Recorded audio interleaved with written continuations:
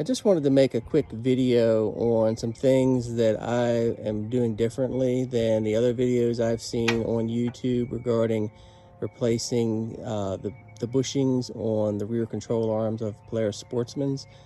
This happens to be a 2003 model, but they're pretty much similar throughout. One thing that I did, and you can see obviously, not everybody has access to a tractor with a set of forks, but I do. So I'm making my life easier. I got the four-wheeler up on the forks. The weight's balanced well. I do have a strap over it just for safety, but it really wouldn't be necessary. That really keeps the work up at chest height instead of having to bend down. It's really difficult on you to keep bending down and working down in the low area. So that's one of the things that I'm doing differently. Again, not everybody can do it. But the other thing is that most people remove the axle shaft here. This one is particularly stubborn. I did try that initially, although I didn't want to.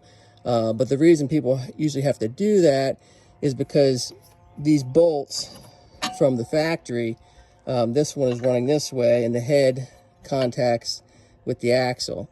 On this side, you're going to contact with the axle or the transmission housing. So that's a no-go. So usually what people do is they'll yank out this shaft. To do this in down here, they'll remove this rubber protective cap and take the axle out of the hub. In doing so, when you put it back together, you really are supposed to torque this back down. I'm trying to avoid all that, and things are going well in doing so. In order to do that, what I had to do, this one here, you can see, I actually removed this side bracket from the transmission housing. It's just 2 bolts. It's not that difficult to get to. And then you're left, when you take it off with this, the bracket's still attached. Now I'll put that back together with new bushings and then put it back on in reverse order of operations. So I will not mount that bracket first. I'll put that back together just like that and then mount it up over there. On this side, Polaris had the bolt going this way. So what I had to do, took these bolts going into the transmission housing out.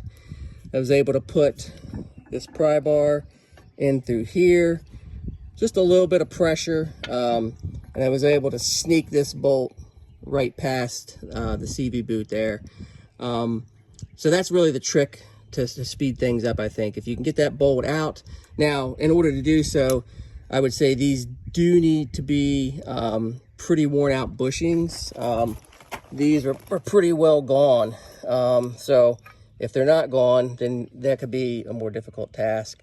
And you may have to end up yanking the axle at that point. But what I'm going to do when I put it back together, I'm putting the bolt in this direction so that you just have the nut over on this side, and then it's easy to take out in the future. So that's a one-time deal, having to take these bolts out. Once this is put back in this direction, I'll never have to do that again. And again, I won't have to remove the axle shaft. So I've already replaced these. I'm going to replace all of those. That will go on last. The next ones I'm going to do are actually these. Again, with this being supported, won't be a big deal.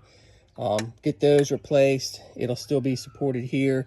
And I'm going to go take these out, drop this side down, put those bushings in, bring it back up, put the bolts in, and put everything back together, and away we ride. So I hope that helps someone out and maybe saves a little bit of time and frustration.